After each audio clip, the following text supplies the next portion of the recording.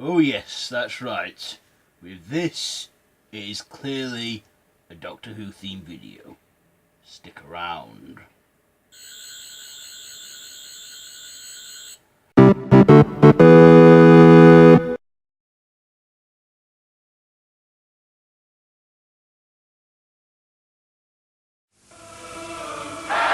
Doctor Who, Doctor Who, hey! The TARDIS, Doctor Who, hey! Doctor Who, Doctor Who, Doctor Who, Doctor Who,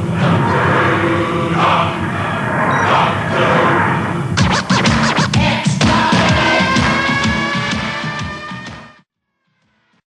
Hello there YouTube and welcome to, to this video, Top Doctor Who Regenerations.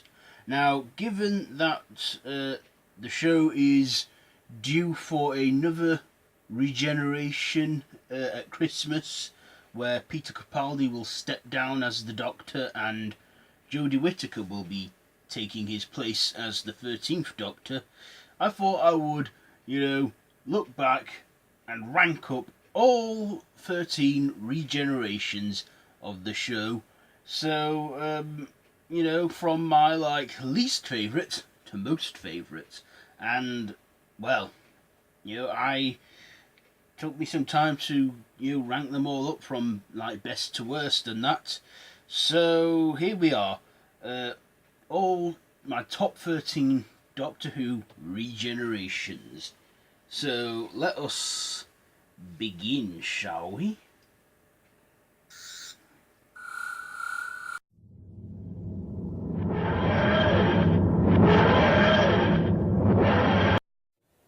At number 13, we have the Sixth Doctor's Regeneration, The Time and the Rani, 1987. So, just about 30 years ago now, when this regeneration took place. Now, this regeneration for me just wasn't thought through too good. You see, in the late 80s, the Doctor Who got into a lot of bother with its violence and stuff, and was almost going to get taken off air for 18 months. But luckily, the producer, John Nathan Turner, managed to save the show. The show got put on trial, hence the season Trial of a Time Lord. So yeah, he managed to save the show for another season, but they didn't want Colin Baker back, and he had to be the one to break the ice to him. As they were both good friends, Colin Baker and John Nathan Turner, he told him it was nothing personal, and he was so angry with the BBC that he refused to do a regeneration because they wanted him back for that very purpose. But yeah, basically they had to find a new actor quick. They managed to get Sylvester McCoy, which in my opinion, Colin Baker and Sylvester McCoy were good doctors. But I think they were the right people, but at the wrong time, because, Doctor Who didn't do too good in the late 80s, but, yeah, Colin, he didn't get the send-off he deserved, but, the regeneration started at the beginning of the serial, where he was already regenerating, and this regeneration, he's all glowy, sort of brightness or whatever, but basically this was Sylvester McCoy in Colin Baker's costume and also the wig, because they had to improvise that fast with Sylvester McCoy. So we got to start somewhere, so I put that at number 13. And the Sixth Doctor, he did get the send-off he deserved in audio in Doctor Who The Last Adventures, where it's the Sixth Doctor, Colin Baker. He voices his Doctor, and actually we find out what caused his regeneration, and he got the send-off he deserved. which is in audio.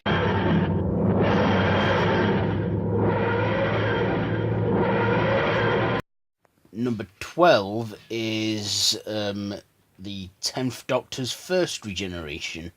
Now, back, before the whole 50th anniversary, this wasn't even considered a regeneration, as he didn't physically change. And this was just a cliffhanger Russell T Davies did, to keep us wanting more for next week, for the finale. Now, this regeneration, it sort of, kind of frustrated me. And that, you see, first of all, it was a nasty thing for Russell T Davies to do, but he wanted a cliffhanger where we was like, no, they can't end it there. So, this had to be like one of the longest weeks of my life waiting to see the outcome of this regeneration. And, we all saw it happen. He transferred the regeneration energy into his severed hand that he had throughout Series 4 of modern Doctor Who, and I was pissed off at this, but yet relieved at the same time, because we still got David Tennant, but pissed off that he didn't change or anything, and it just, and it was certainly Stephen Moffat that considered this a regeneration, because before the 50th celebrations, we didn't even think about this as one. So, number 12.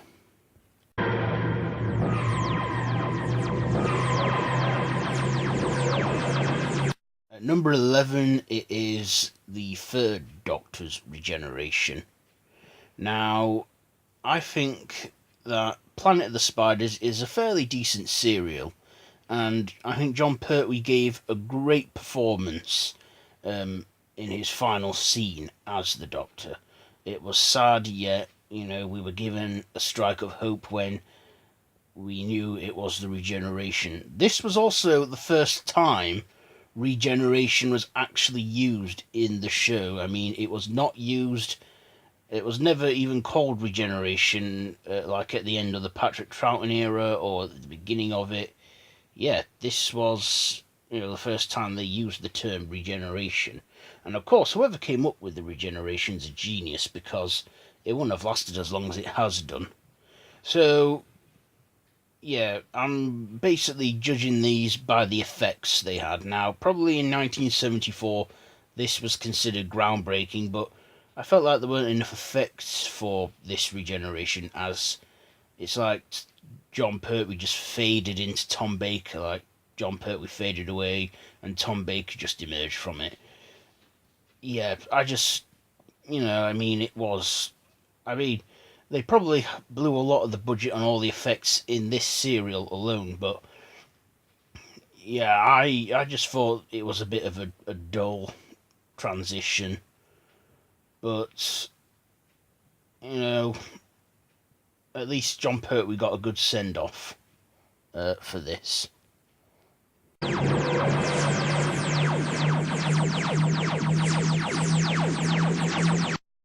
And now we're in the top 10. So coming in at number 10 is, of course, the second Doctor's regeneration, The War Games, 1969. Now, this was Patrick Troughton's final serial, and it was also meant to be the final serial ever, as the BBC had plans to end it there. But given that they had not many fresh ideas, they decided to renew Doctor Who for another season with a new lead actor and also in colour. So, this one, a 10-part serial, the Doctor is, standing trial by his people, the Time Lords. This was the first serial where we, first met the Time Lords, and also we discovered that that regeneration isn't a thing that can happen when they die. It can be controlled. As he was being exiled to Earth, they were forcing him to regenerate and was giving him unfair choices of what to be, so they made the choice for him. This was also the first time where we discovered that it can be controlled and not just have to happen naturally when near death. And for this, the effects are quite, mad. They're like ground. I mean, obviously, back in the 60s, this was probably considered great effects, but for me, it's like, it's okay, and that it's like showing us, that he's beginning to change, but it also kind of ends where we don't really know of the Doctor's fate, but we get to see that in the next serial in 1970, Spearheads from Space, where he's in his post-regeneration state, where it's Jon Pertwee and, for the first time, Doctor Who was in colour. Now, we never saw the transition on screen, he didn't fully change into... Well, he did fully change, but we never actually saw Patrick Troughton become Jon Pertwee, but we knew it was him because he had Patrick Troughton's clothes on. But yeah, Patrick Troughton is definitely one of my favourite Doctors, and along with Jon Pertwee. But yeah, I thought this was okay for a Regeneration, but of course it was the 60s and they had to make do with what they had.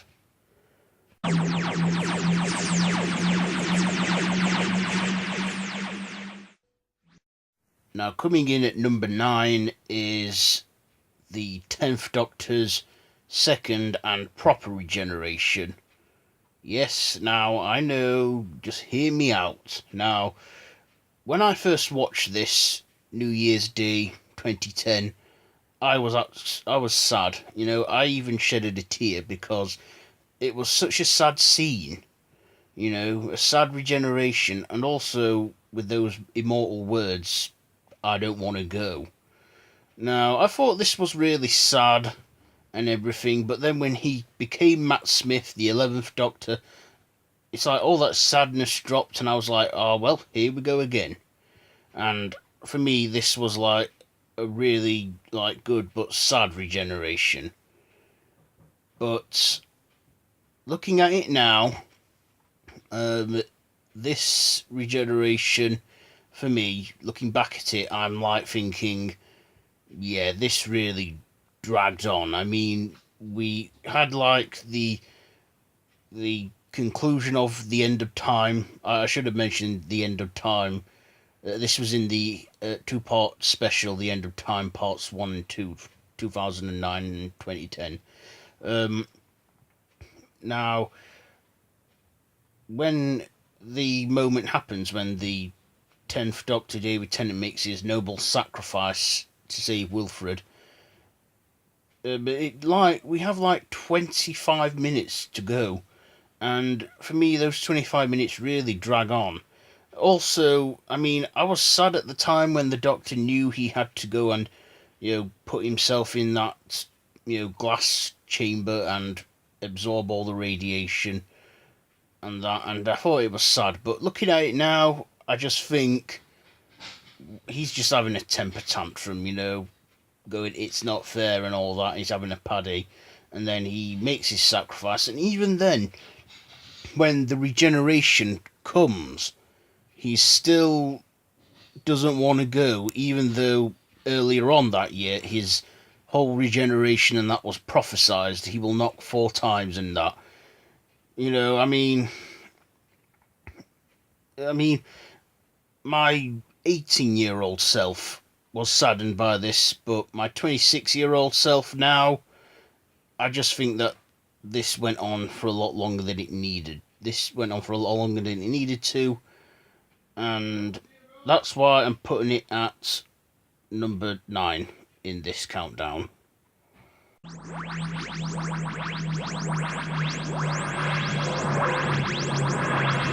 At number 8, we have the 4th Doctor's regeneration, Logopolis, 1981. Now, Tom Baker, of course, is known in Doctor Who for being the longest reigning Doctor, and no other actor has tried to over succeed him. And of course, he is like, well, his Doctor is very iconic for the long scarf, the frizzy hair, and the floppy hats and jelly babies.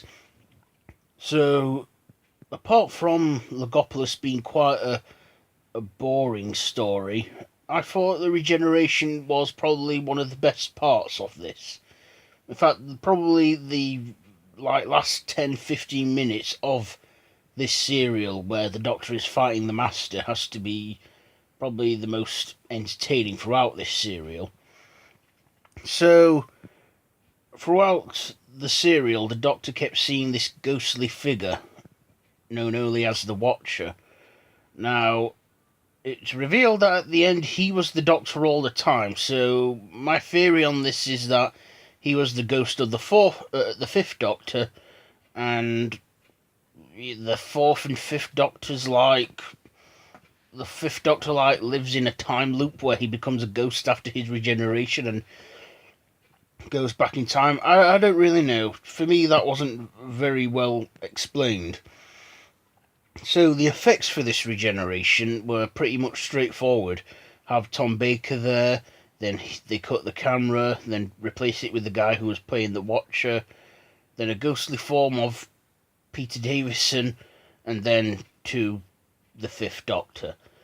Now, this regeneration I thought was, very cleverly done, with Tom Baker fading into the Watcher, and then into like a ghostly look of Peter Davison, and then fade completely into Peter Davison. But yeah, it was quite clever, but I think that there are better effects on the regenerations further down on this list, which I'll get to shortly. So, yeah, I mean, Tom Baker, I think, had a good exit. I just wish he could have had a better final story to work with. But other than that, I liked the regeneration for this one.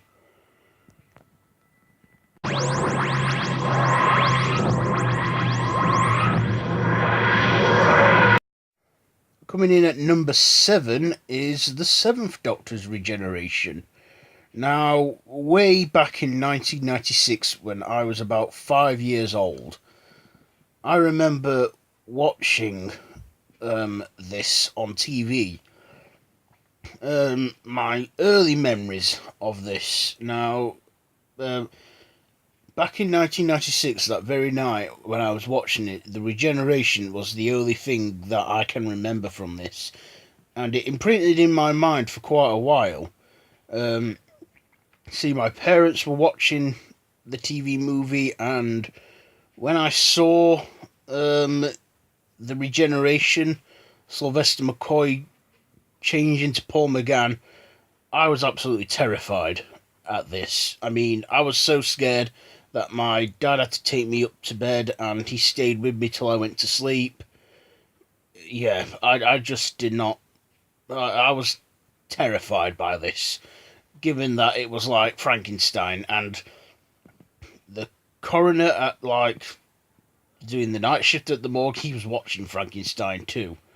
Anyway, 10 years later, when I'm like 15, I watch the TV movie again, and I look at the regeneration. I think, wow, for a 90s kid, this was pretty frightening. Then I look at it now, and I think, it's quite good effects, because, the TV movie was like the first time Doctor Who had ever had big budget computer effects. Well, big computer effects for its time. And looking at that, like the lightning striking on the Doctor, and his face like pulling funny expressions and then sort of like morphing into the Eighth Doctor, I thought that was quite a good regeneration. And then when he like breathes his first breath and then rises up, I thought that was quite a good regeneration, and the way he steps out of the morgue, he looks like Jesus resurrected. I think Paul McGann was a good Doctor, but I wish he could have had a lot more screen time. In fact, a series, which never happened. But however, Paul McGann did reprise his role as the Eighth Doctor in the Big Finish audios, and I think he's quite a great Doctor in audios. I can close my eyes and use my imagination and picture him.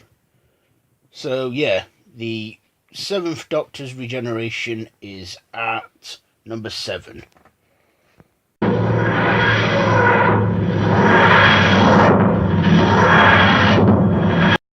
Coming in at number 6 is the First Doctor's Regeneration. Now, this was the first time we ever saw the Doctor regenerate. William Hartnell, he was having a lot of, health problems. He was, having episodes, lashing out on set and that with co-stars and stuff. He just wasn't well at all, and he needed to, have a rest and everything, and that it just was getting too much for him. So one idea was to replace him with an actor that looks like him and have no one notice he's changed. But I'm so glad they didn't go with that idea. What they did was completely replace him with a completely different actor, and that was Patrick Troughton. And he was given a blank canvas to do as he pleased with the character, and this was obviously the start of the longest running science fiction series ever made.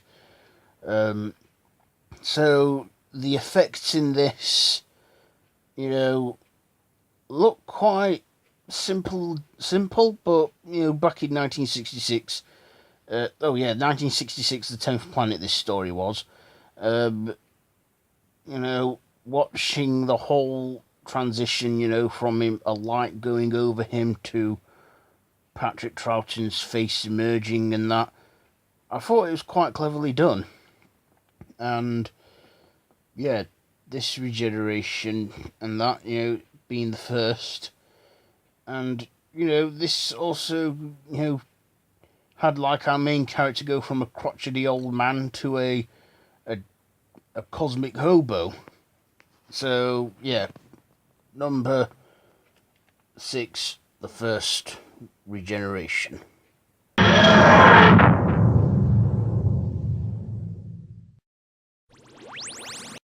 Coming in at number 5, we have the War Doctor's Regeneration. Now, he does not... Now, in the Time War, he didn't call himself the Doctor. He was not the Doctor in this life. But given what we... as we don't know what he called himself during the Time War, everyone just refers to him as the War Doctor, played by the late, great John Hurt. Now, looking at the minisode prequel, The Night of the Doctor, we saw his reflection and he was young, so he'd clearly been fighting in the Time War for years on end and had grown old. And when I was watching it, the episode, The Day of the Doctor, see, I loved the 50th anniversary celebrations because it tied in the old Who with the new Who, and for that, I love it.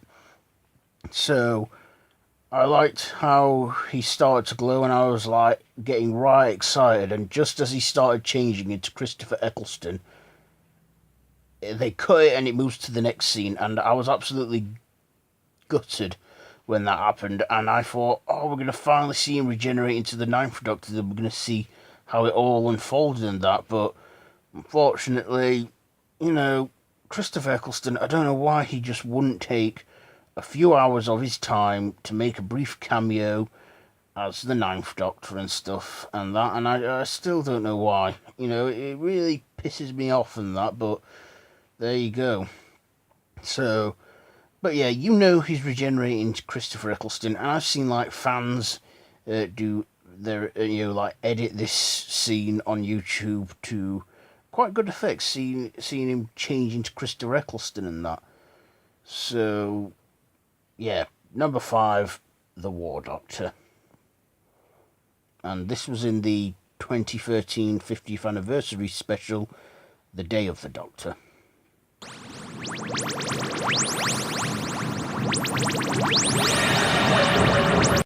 So, coming in at number 4, we have The 8th Doctor. Now, Paul McGann only ever made one on-screen appearance in 1996, and when I first saw this minisode prequel, I thought, oh, this is just going to be another quick minisode, just to somewhat to tie it in with the 50th anniversary, and how wrong I was, because the second I heard Paul McGann say, I'm a doctor, but perhaps not the one you were expecting, and I saw him, my jaw dropped, and I felt like, and I could feel my my inner child just got really excited, because this doctor was the doctor from my childhood and that, and I just love it how he actually came back. They actually got Paul McGann to do a 7-minute minisode, and I loved it. And I loved how he came back to get his long-deserved regeneration, because it was such a big loose end, not seeing a transition from Paul McGann to the modern Doctors. And for this, Stephen Moffat, I thank you. And, of course, in this, it shows, again, like the second Doctor's regeneration, he had a choice of characteristics. With it being the start of the Time War, he chose the characteristics of a warrior, and, of course, drank the potion and regenerated into the War Doctor.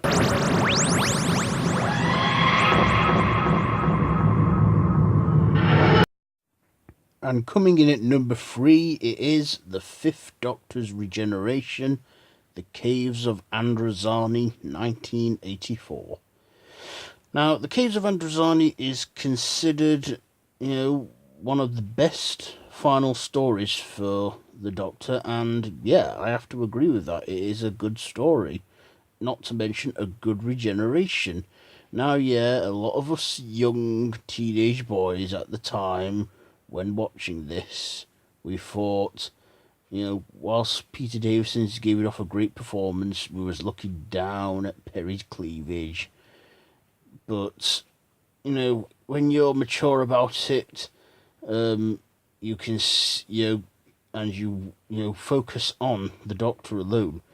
Peter Davison is giving off a great, powerful performance as the 5th Doctor, fearing death and worrying that his regeneration might not work and that it feels different.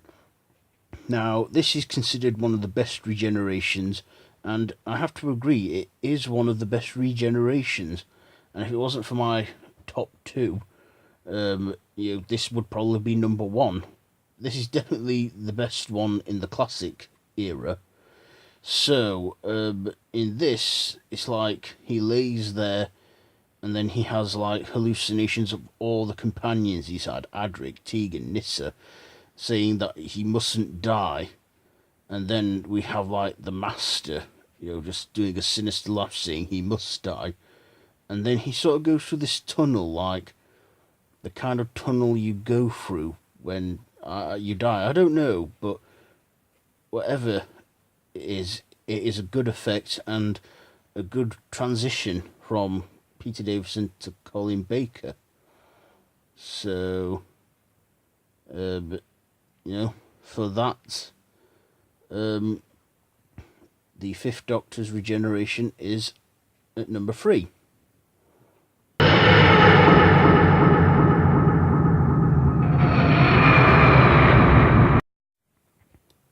Coming in at number 2, it is the 9th Doctor's regeneration. Now, this was, the first ever regeneration I witnessed, and it did answer that question on why they always change the actors. And, although it was a shame Christopher Eccleston was leaving after one series, we were a whole new generation of kids that didn't know what regeneration was. And when I saw Christopher Eccleston change into David Tennant, I was like, wow, that's amazing how a character has literally changed everything about himself, yet he's still the same character and is played by a different actor. For that, I thought it was amazing. And although Christopher Eccleston grew on me, I have to say David Tennant became like the Doctor for my generation. And I thought, this was the golden years of Russell T Davies's era. We had the Ninth Doctor, Christopher Eccleston sort of like, introduced me to the show, and David Tennant just, how can I explain it? He was just, it was fantastic, amazing. I love David Tennant, and, people say that Matt Smith and Peter Capaldi have been hard to top it, but in my opinion, I think Matt Smith and Peter Capaldi are great doctors. And one thing you should, not do as a Doctor Who fan is get emotionally attached to the Doctor, because he does change his face. If you can still see that previous Doctor that they were before, then I still liked it. I still watched it. And I think David Tennant pulled out at the right time when he went, because it was the end of Russell T Davies's era, making it the end of the 9th and 10th Doctor eras.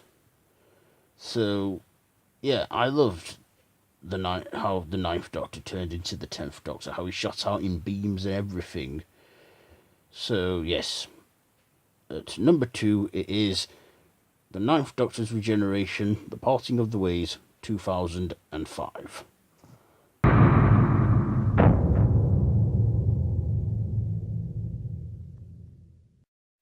And finally, at number 1, it is the 11th Doctor's Regeneration, The Time of the Doctor, 2013.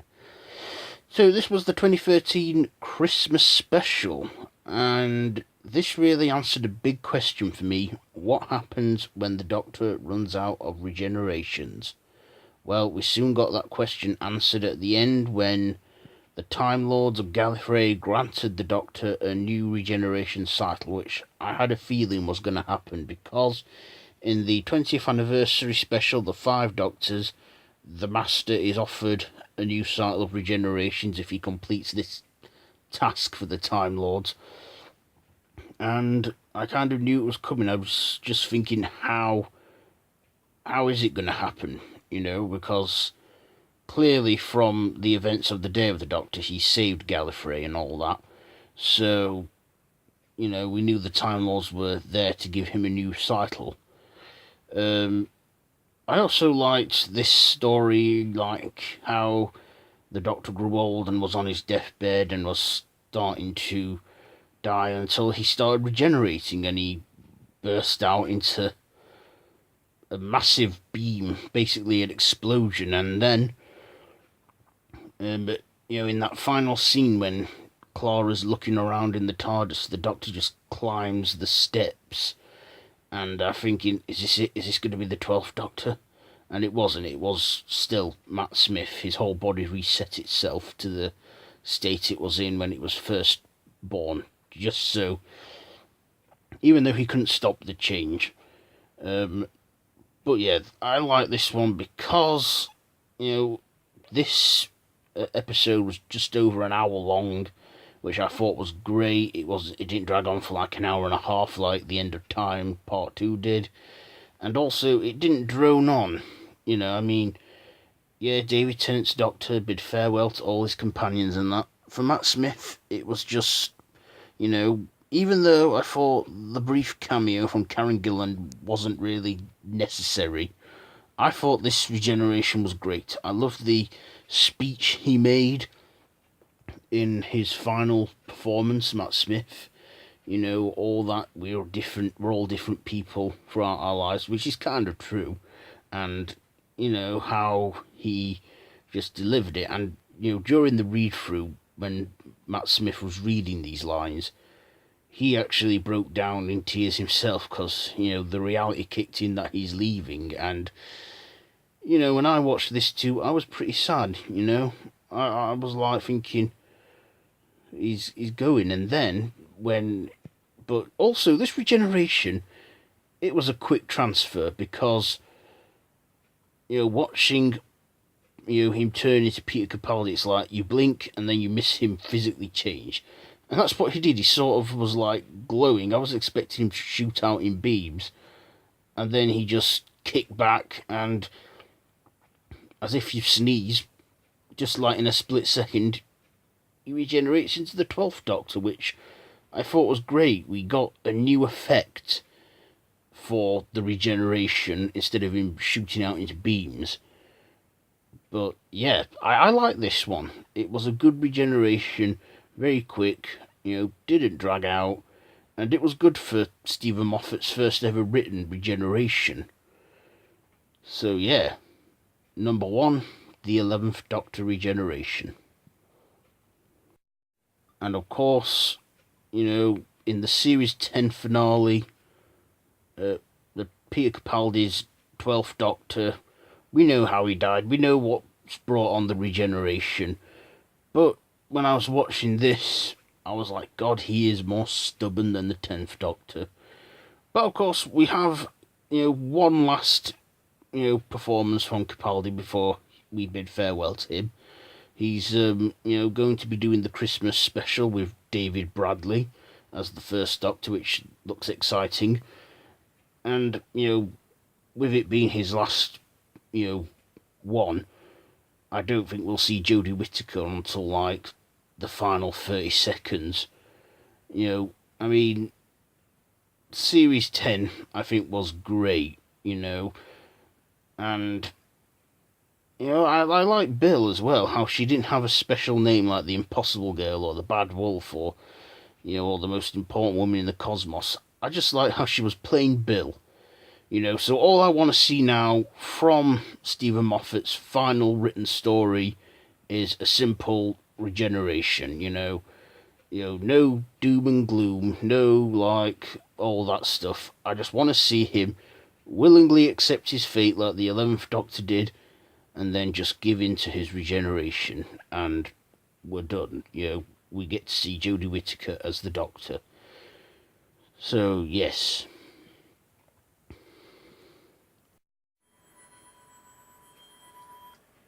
And there you go. All 13 regenerations. It's, you know, it's been great doing this video. I had fun making it. So, yeah, let me know down in the comments below. What are your top 13 Doctor Who regenerations? You know, let me know down in the comments below. And if you like this video, be sure to give it a big thumbs up. Don't forget to share with your friends. Also, don't forget to hit that big red subscribe button to subscribe to the channel if you haven't already, and to turn on that notification bell so you can get notified every time a new video is uploaded to this channel. And you can also follow me up on social media, Facebook, Twitter and Instagram. So yeah, that's pretty much it for this video. So until next time, I bid you all a goodbye friends, goodbye.